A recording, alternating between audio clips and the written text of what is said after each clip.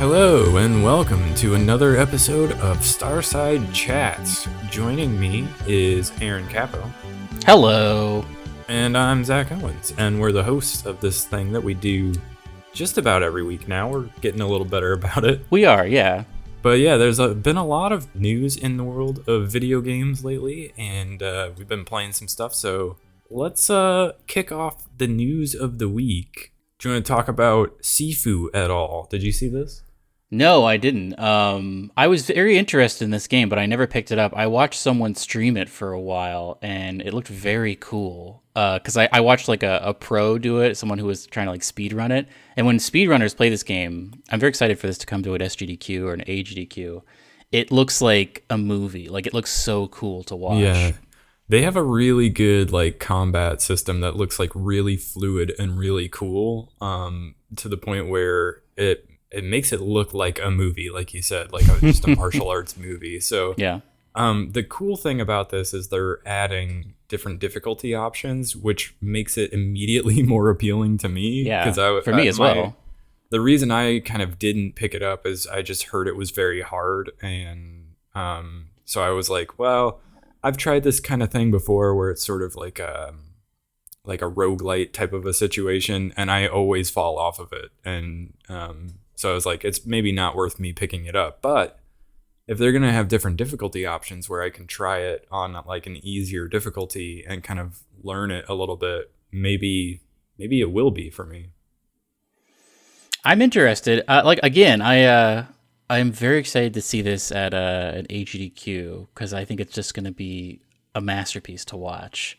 Yeah. But I might pick it up if I can put it on like easy baby mode. Yeah.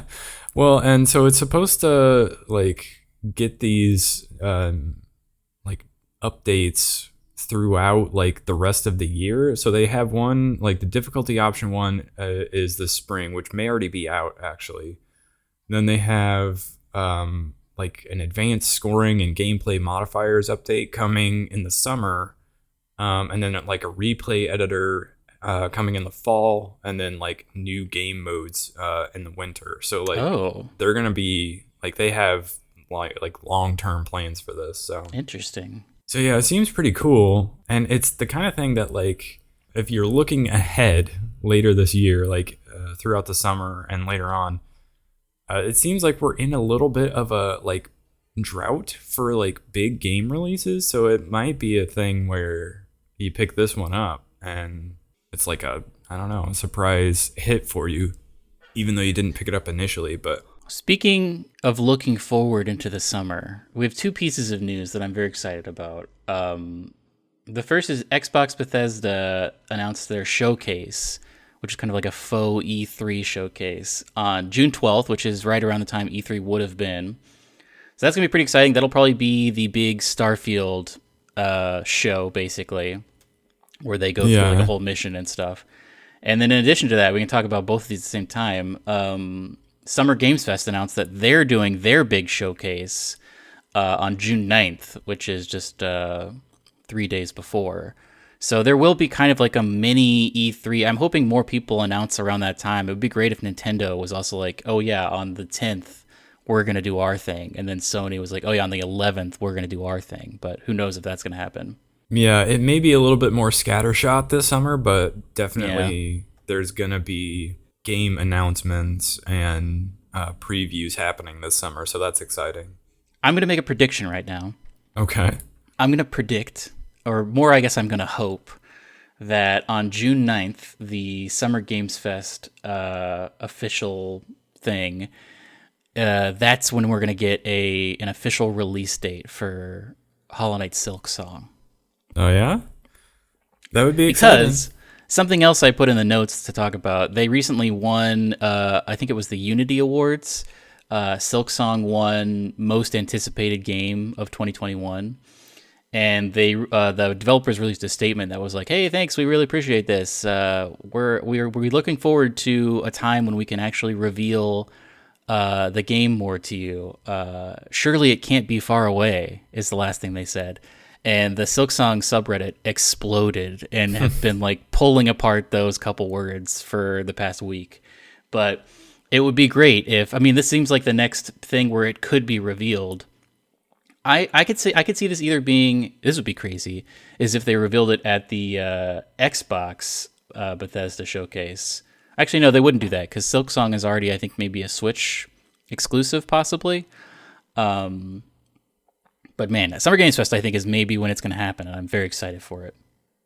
Yeah, I can see it being the type of thing that they announce it and it like drops fairly soon after. If not, Don't like, get my hopes up, Zach. That's my day. dream. If they're like, it's available now, that's it, man. That's going to be amazing for me. Well, speaking of the Bethesda showcase that's going to happen, there was a little bit of discussion happening around Starfield this last week where a former Bethesda... It's all alleged. This is all alleged. Yes, we should say all alleged. An alleged former Bethesda employee was talking in like some sort of forum about Starfield. And what he said was pretty interesting. He said the engine is a piece of crap, which I think everybody knew. That was my fear, is they weren't going to iterate on it, and this is going to be another, like, walk up to a door, like, press action on the door, and then go to a loading screen where you just, like, see some art floating around in blackness, and then load into the interior. That was what we always talked about as the worst-case scenario. Yeah, well, and he said there's, like, some mechanics that are just sort of so-so, like, shooting just kind of feels all right, and flying is terrible. But it's, you know, something they're still working on, so that's not like necessarily how it will, like the state it will ship in. But it wasn't all bad news. Like they're still working on like bug fixes and stuff like that. So I guess we do sort of still have those concerns about the engine that we've had basically since the game was announced. We're like, why don't you make a better engine? Something I think that is maybe a good thing, if this is in fact true. One of the things he talked about was that there's just like too much stuff in the game, which to me says like they have a ton of stuff for DLC. Like, I mean, Skyrim had 5 DLCs that came out. Like when you buy the Ultimate Edition of Skyrim now, you get like the one where you can build a house. There's like I think a vampire one. Yeah. There's one where you can like ride a dragon. So I could see them being like, well, they're just going in 1,000 different directions because they know they're going to be supporting this game for years to come. Like this is going to be their new Skyrim in a lot of ways. So maybe they need to like focus up a little more. But it's all stuff that I think is going to eventually be used, possibly just down the line in updates. Yeah, this alleged former Bethesda employee made it sound like they were going to have to cut some content just to be able to make the release date. Mm-hmm. But he was like, that's not really an issue because they already have like an overabundance of content. So they may still be able to like repurpose that content as like DLC for later on. Now, so it's not a big deal if they have to cut something. The fact that he said flying is bad is interesting because that means there is flying in this game. Yeah, the quiet part about that was that there is flying in the game. So. Which is interesting. Like, I don't know. It's going to make quest design so interesting because if you can fly, I mean, here's an example. Like, I was playing, was Far Cry 6 the one that was in America? No, Far Cry 5. Far Cry 5. So, I was playing Far Cry 5 one time, and this would happen frequently because I constantly had a helicopter. I would fly over a lot of the mission stuff and it would just break the game. Like, I think there was an example where it was a mission that was supposed to be very cool because you encountered like these giant moose that were like radioactive or something. I forget exactly what's going on in that game. But it was the big moose called the Judge, and I was just flying around. I was just following markers. And then eventually it was like, fight the Judge. And I was like 50 feet in the air. And I was like, I don't know what's going on. And then I landed, and then the mission just completed. And another time, a guy was like flying away in an airplane, and I think I had to capture him. He was like a criminal that I had to reacquire for some reason. And the fact that we were both flying, eventually I just landed and wandered around for like 20 minutes. And then I saw him just like running on a hill and I captured him. So I feel like flying in an open world really, really like complicates things as far as quest design. And I'm very interested to see how they resolve that. Because if like the quest is to get into a compound, what's to stop me from just like dumping into that compound, you know? Yeah, this was like sort of the Elden Ring problem where you have like a big open world, but you have these very specific like quest steps that you don't realize that you're sort of interfering with in some way or another because it's an open world and you can go wherever you want, whenever you want. It's a sort of the open world problem, right? Like you have an open world game, but the game is sort of like as they're designing it, they're expecting you to happen upon things in a certain order. And of course, you're not going to always do it perfectly in the order they anticipate. So you're going to sort of not necessarily mess up some of the quest steps, but you're going to get into a situation where maybe you've completed something or you encounter something before they expected you to. I wonder if it'll be a thing where it's like you get to a new area and they're like, you don't have a license to fly here. You have to unlock the license to do like low flying spaceship runs in this area. And it'll be interesting to see because we don't know like just how open world it is. We Very don't true. know if when they say flying, if this is like space flight or if this is like you have a some sort of craft that you can fly around like the smaller like worlds that they've designed that you're going, you know, from planet to planet, that sort of thing. That is true because a couple of these planets just seem like one giant city. Like especially that one with like the fish that get you high. That seems to just be a big dome city. Yeah, so it's hard to say like where they will use flight and where you will not be able to fly. So yeah, you know, it's hard to say what the game is going to look like and how they will use flight to begin with before we start worrying about whether the flight mechanics actually feel good or not. But we're a month and 5 days away from this reveal.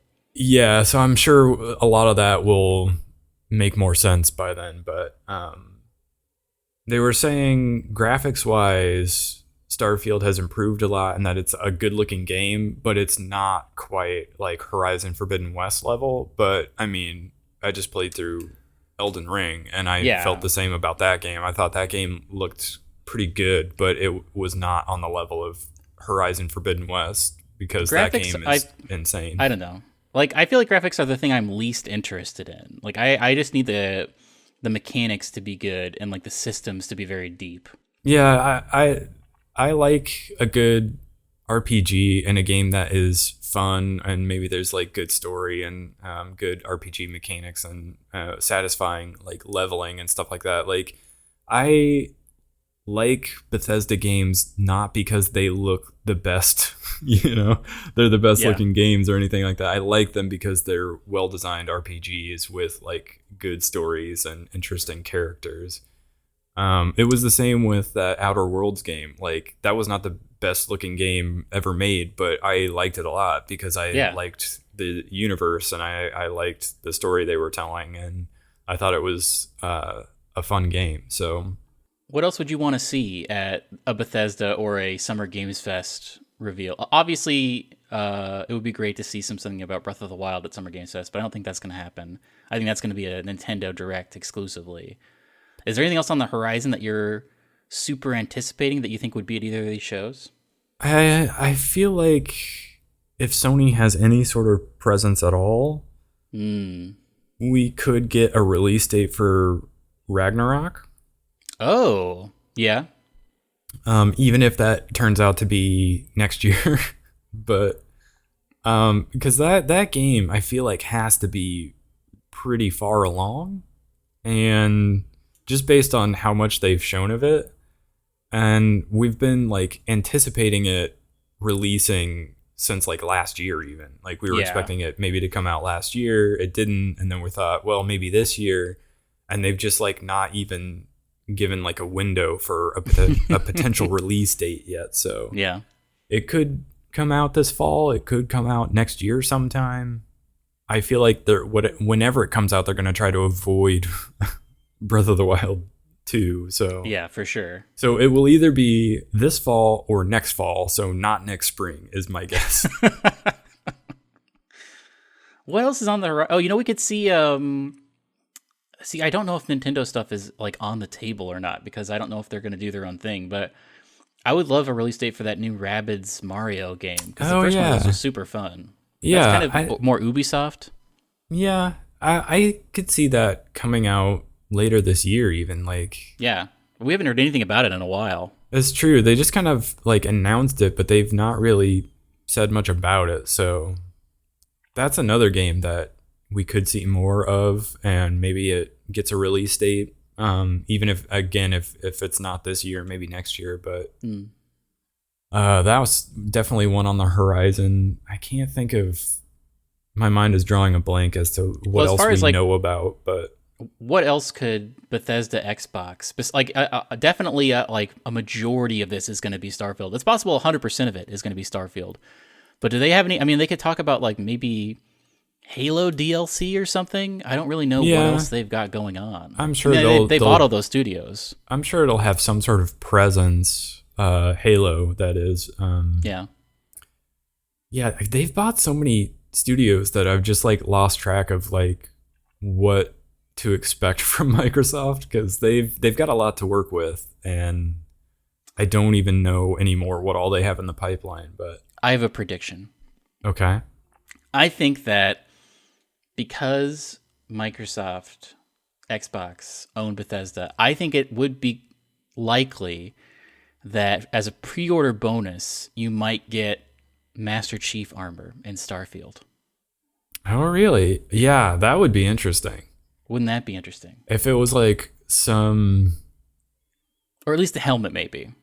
Yeah, that blows my mind because it makes me wonder if they'll like have some sort of like Halo Easter eggs or something like that. Oh, 100%. I mean, Skyrim has so many Easter eggs that people were discovering even like 6 years after it came out. Like 100% there's going to be a cave with like a brute in it or something, or some kind of small statue.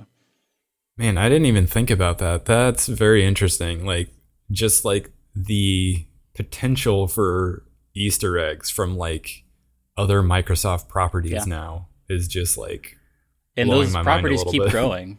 Yeah, that's crazy. And of course, like everybody wants Obsidian to make. Is it Obsidian? Maybe I'm wrong. Everybody wants Fallout New Vegas 2. Yeah. Or at least like that studio to make another Fallout game as opposed to, Bethesda actually making one. Just because New Vegas was probably the best one they've made yet. It was the one I played the most of for sure, and it definitely was the most fun for me, although I didn't beat it. I got to kind of an impossible place where I could not beat it, but it was still really good and the story was really great. I finished it and I loved it. So that one's definitely my personal favorite of the Fallout games, even though I do have like a fondness for Fallout 3 since that was kind of the first one that I played. But I know that studio is also working on Outer Worlds 2. And so for me, it's like, which one do I want more? I wonder if we'll see a little bit of that, because who knows how far along that is. Yeah, that jokey trailer they put out last year was like, we have nothing on this game because we're like just starting it. But here's a fun little cinematic trailer just to talk about the fact that it's a game that will happen. Speaking of games that will happen, the Embracer Group has purchased some property, some IP from Square Enix, including what I think is the most interesting one, Deus Ex. Yeah, so I know you love these games, and I I want to play them, but I have not gotten around to it. I think I bought one on Steam during like some Steam sale like a couple of years ago, and I still have not played it. I would say the only The only two you really need to check out are the first one, the original Deus Ex, and Deus Ex Human Revolutions. The first It's like either modern one. Human Revolution or Mankind Divided. Those are the ones that Mankind I Divided, know I of. think that I think is the one you can skip because I heard it was not great and I have not checked it out. But the first one is amazing, and I played it when I was in college or maybe even before that, and it just like blew my mind. And I completed it, and I even went back and did a couple different endings, and then that had a kind of sequel called Invisible War, which I also played and beat, but that one was kind of weird and it was good, but it had a lot of weird stuff about it. I think I would still recommend it if you're very into Deus Ex, but Human Revolutions I found to be great. Like the style of it, and I think they really nailed the feel of the old style Deus Ex. And then I heard Mankind Divided was very rushed and maybe only takes place in like one area and is not great, but I don't know. I loved Human Revolutions. There's a part where you have the ability to save your like helicopter pilot, and it's very hard to do. And normally I would just skip something like that, but I was very invested in the story, and I played it like 30 times, and eventually I was able to successfully rescue her, and it was satisfying. And it's a great franchise, and I'm very interested to see another iteration of it. Like if they go hard back to their roots and do something that is very akin to the first Deus Ex, that's going to be amazing. Like I feel like that aesthetic is very in that like Blade Runner Yeah, aesthetic, and that's like what I was gonna Cyberpunk even. say. Yeah, I mean, this especially is like a predecessor to Cyberpunk in a lot of ways. yeah. So especially after Cyberpunk came out, like Oh I yeah. feel like strike while the iron's hot. If you can get Oh another yeah. game in this franchise out, like you'll probably bring in a lot of like new people to the franchise and get a lot of interest in it. So My dream is for it to even maybe look like the old Deus Ex. If they did like a build engine style, kind of like that Ion Maiden that came out, or Ion Fury, I guess now it's called. But if they went retro with it, but had like modern systems, I think that would just like that would sell like gangbusters. That would be amazing. yeah. And interesting, I'm reading the IGN article about the Embracer Group purchase, and it says that Crystal Dynamics, which is one of the studios that was bought in this, has been helping with the latest or the next Perfect Dark game, which Ooh, that's something else we haven't heard a lot about. yeah, I was gonna say. Speaking of games that we might hear something about this summer, like the new Perfect Yeah, Dark game, that would be a I'd be cool reveal. very interested to see that. Yeah, so a lot of really interesting things happening with this purchase. A lot of so What were this the was other? It wasn't just Deus Ex. It was like, was it Tomb Raider also? yeah, Tomb Raider was another one of the developer of that. I think it's something to think about. All these different franchises being bought up. Oh, 'Cause we- Thief as well is one of them. Yeah, so I mean, we think about like Microsoft and Sony buying up studios, but here comes Embracer Group as like sort of the, another party in all of this that you're just Yeah. like, wow, like a big purchase from somebody else. I would love a new Thief game. The two recent Thief games really, really let me down. The original like three, like Thief 2. Was there a Thief 3? Thief 2, the Metal Age is the one I played the most. And man, if I could get a modern day version of that was not awful, I think that would be amazing. Yeah, I was gonna say when this news came out, I saw it and I was like, yeah, Thief and Deus Ex, those are like two big like blind spots in my like Man, gaming so good. knowledge or whatever, and everybody seems to love those franchises. So it'll be really interesting if we got some like new games in those franchises. I would definitely check them out. But speaking of things that we will see this summer, there is a new Souls-like action RPG called Yes. Thymesia that people have been putting videos up about. There was like a recent preview about this game that's supposed to be like the final preview before the game releases. And there's also a Steam demo out for it right now that I've not checked out, but it does look very Souls-like. But it does have some like interesting combat mechanics, it looks like. And they say it's supposed to be like the combat's supposed to be reminiscent of Dark Souls and Ninja Gaiden. So Oh, yeah, seems like something that could come out over the summer while there's like not a lot else happening, and it'll just get picked up by a lot of like YouTubers and streamers and just become like sort of a big hit on the internet. So yeah, definitely something I to can keep see an eye that. out for.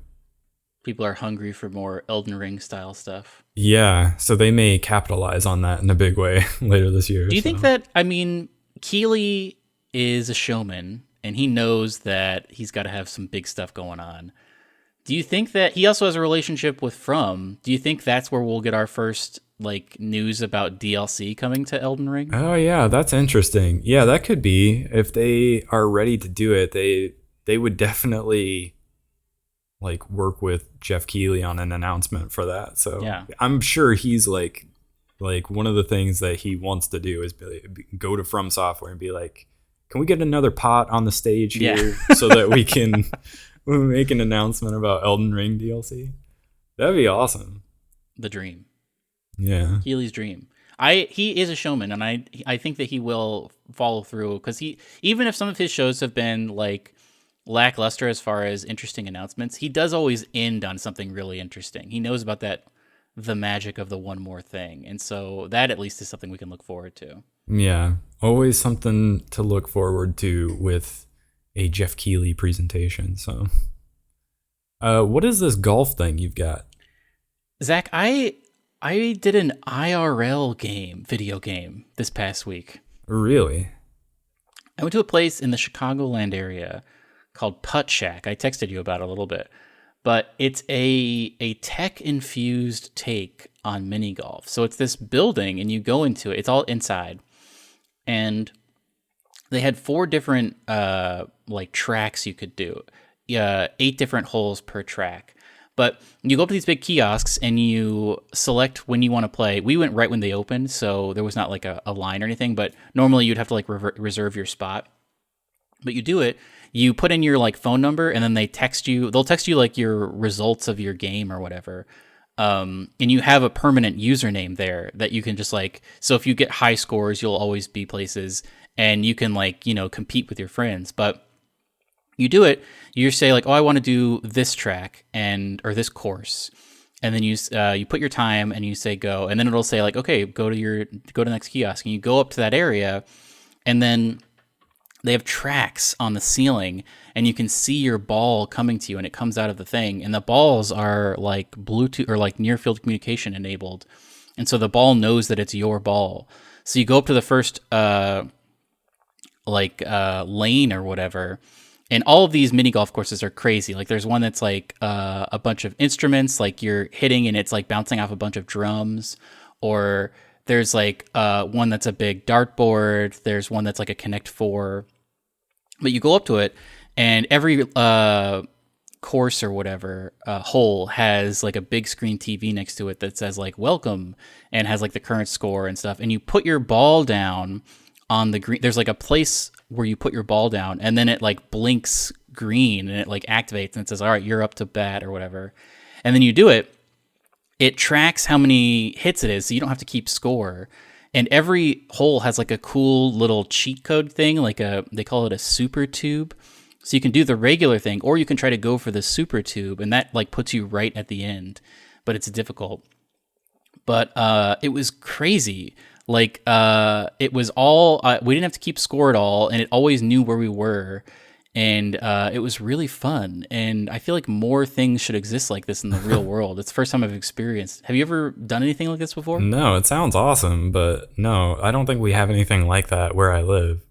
It's crazy. It was crazy to see. And if anyone is in the Chicagoland area, it's in this cool outdoor mall that has like crazy water features. And another weird thing about this mall, it's all open. You basically park around it, and then you walk into this like open air mall.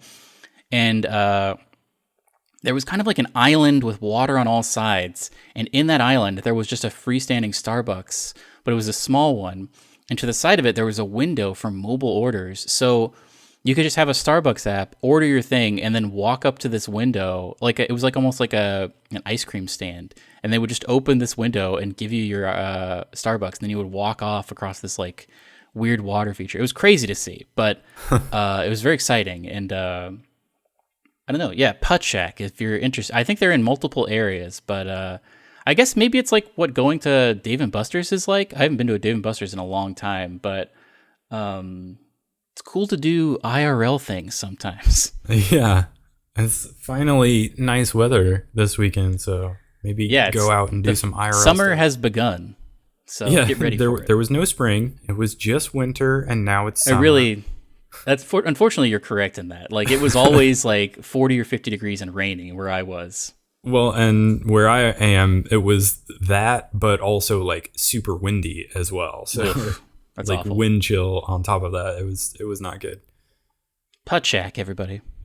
Speaking of sports type of games, I have played a little bit, very little of Switch Sports because that came out. Oh. And there is no golf. And I think they're adding a golf mode to that later. They better. That's like the main thing I would want. Yeah, I don't know why there wouldn't be, but I guess it was not ready. But you do have a bunch of other type of games. So I was out of town over the last weekend. I went with some family on a little like weekend road trip, and we stayed at a hotel.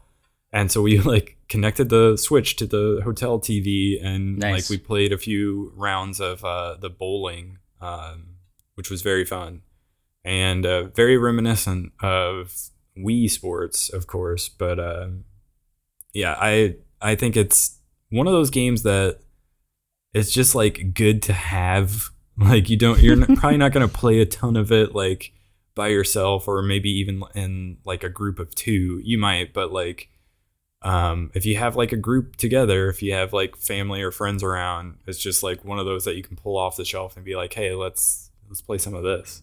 It's like Mario Kart. Yeah, like Mario Kart, you're probably not going to play a ton of it by yourself, but if you have friends around, it's a very fun way to spend an evening. So That sounds great. yeah.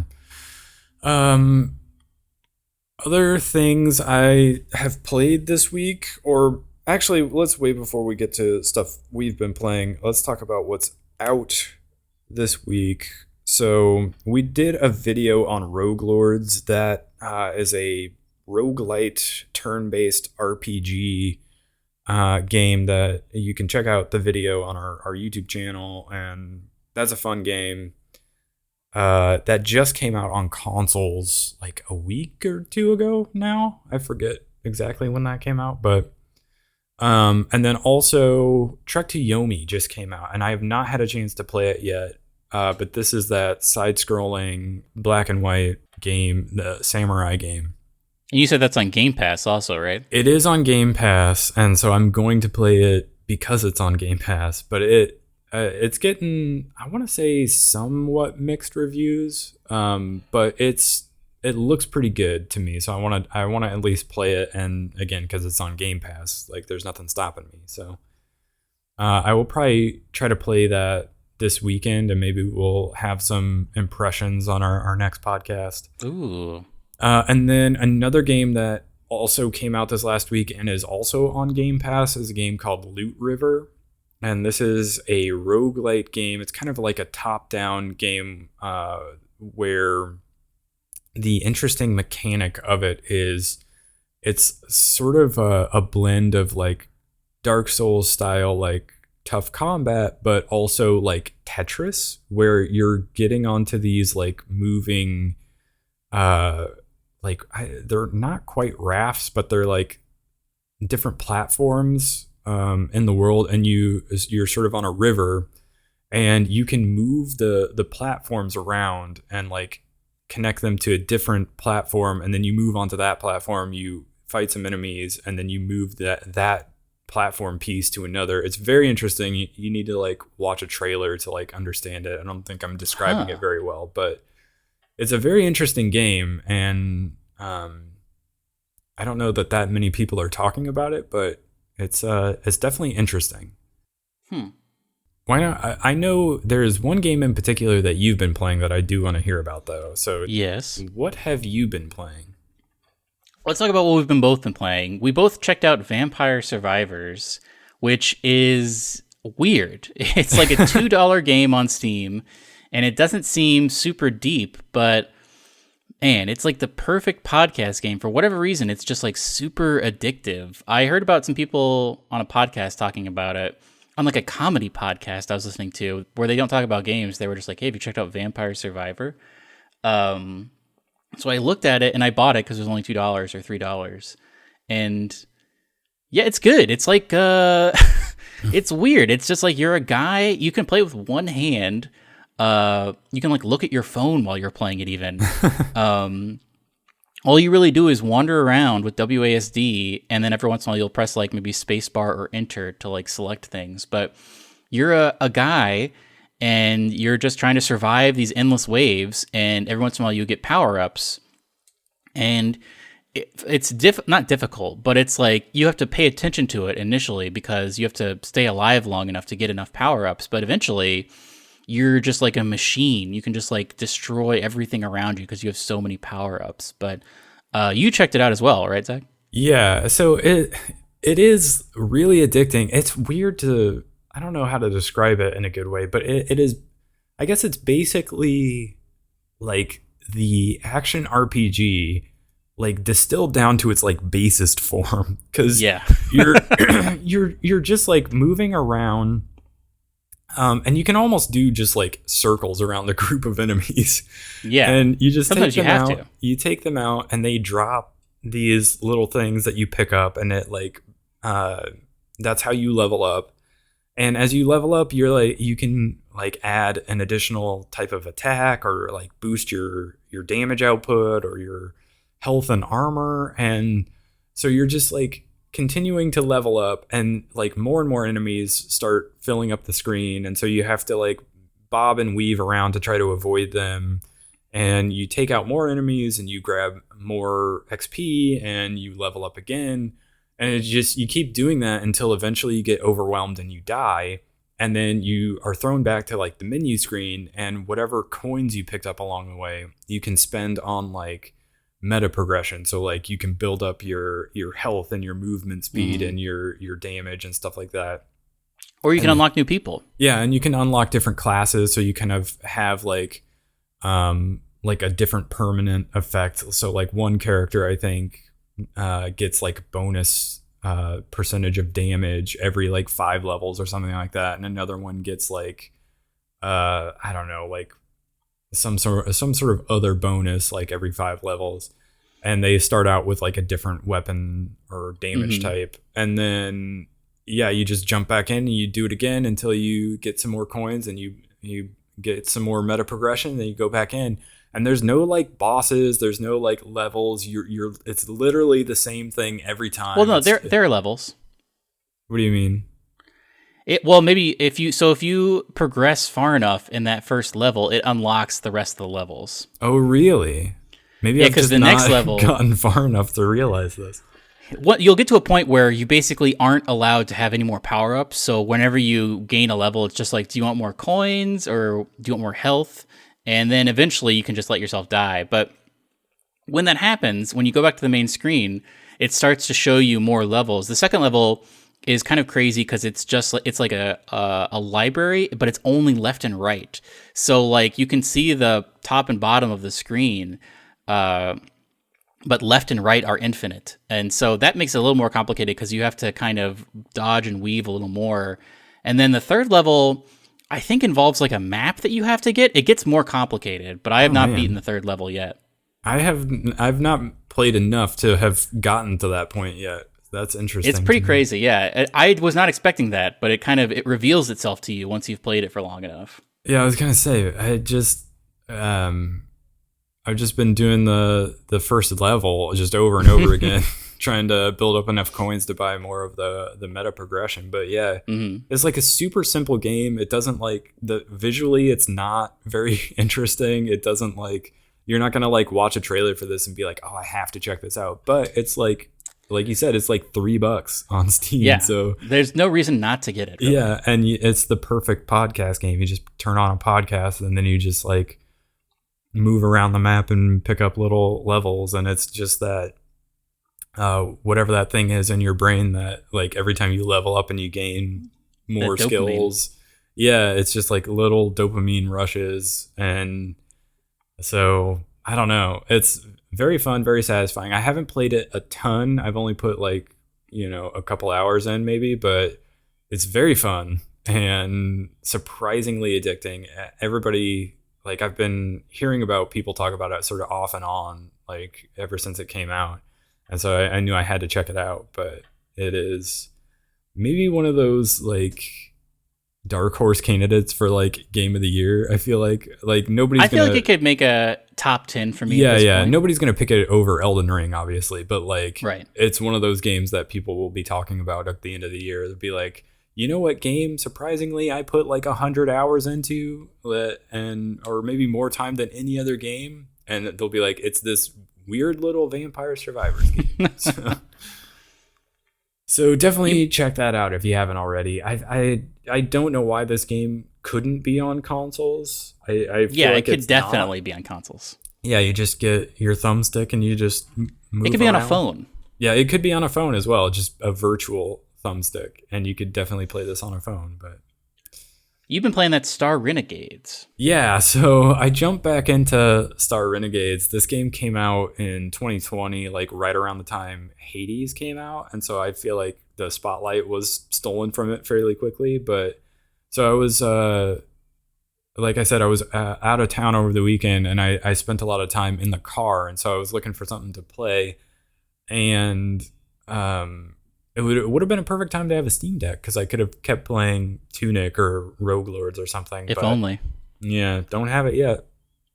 But so I was looking for something similar to Rogue Lords, and I was like, oh yeah, I bought Star Renegades on Switch because I think it was Strictly Limited or one of those places that did like a physical release for Star Renegades, and so I picked that up. And of course, as those go, you like pre-order those, and like 6 months later it ships, and you completely forgot about it.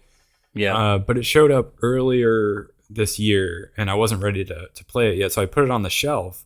And then I was looking for something to take with me on that weekend road trip, and I was like, oh yeah, I could play Star Renegades. That's similar to Rogue Lords, and it's something I haven't played in a while. And similarly to Rogue Lords, they did an update that like improved the like controller support and added like an easy difficulty mode. And so I jumped in on Switch, and that was all I did on the road trip, as I just played Star Renegades. And so I completed a run, which I had never done before because there wasn't an easy mode when it first came out. And so I would always fail on like the third or fourth place.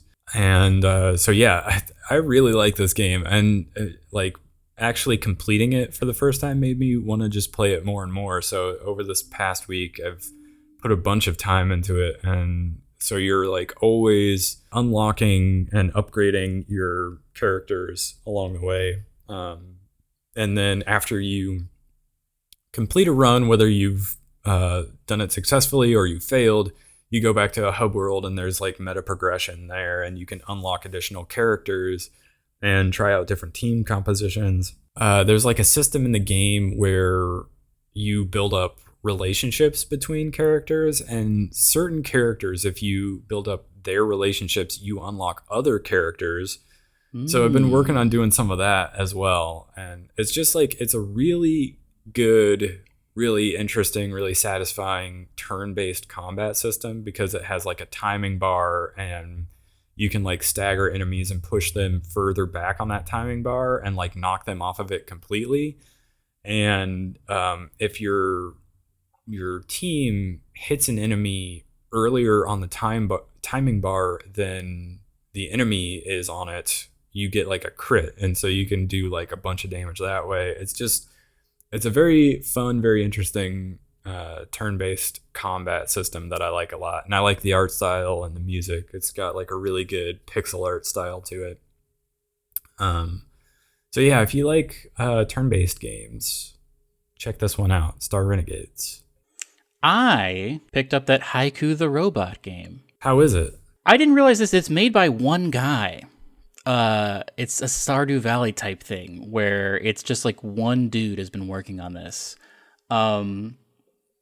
It's great. It's a very much a thing in the vein of Hollow Knight.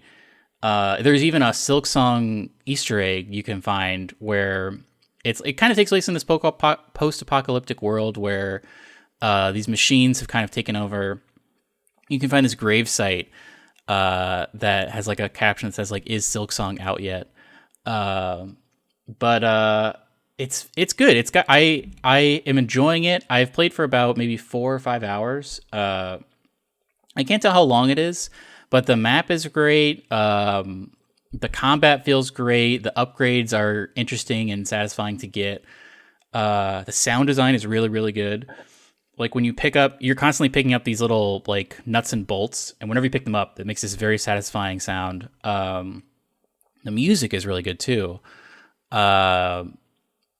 It's been really good. I'm going to continue to play it. I might actually beat it, possibly next weekend, depending on how long it is. But it's an interesting art style. It's very monochromatic. So that kind of makes there are different areas similar to like a Hollow Knight or a Metroid style game, but it's a little difficult to discern, except for one that I've been to. One of them is definitely like there's water, and so you can tell that's a different area. But some of the areas are a little bit samey just because it is always that same art style. But I'm really liking it. I've beat like I think 3 bosses so far. And I've gotten some interesting items. And the little robot dude is also, I have to say, the one thing I'm a little bit not into Hollow Knight about is that I'm not super into bugs as a thing.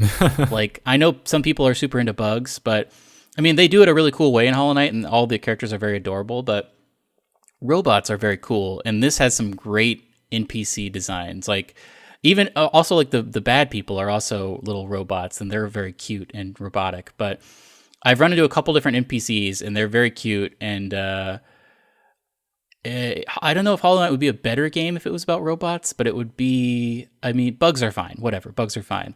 But it's good. I would recommend this game. I think it will really have a second life when it is eventually put on like consoles, especially Switch. But because I feel like people don't really know about it yet, but. Especially when Silksong comes out, people are going to be craving something like this. And if this comes out on Switch after Silksong, I think people are going to eat it up.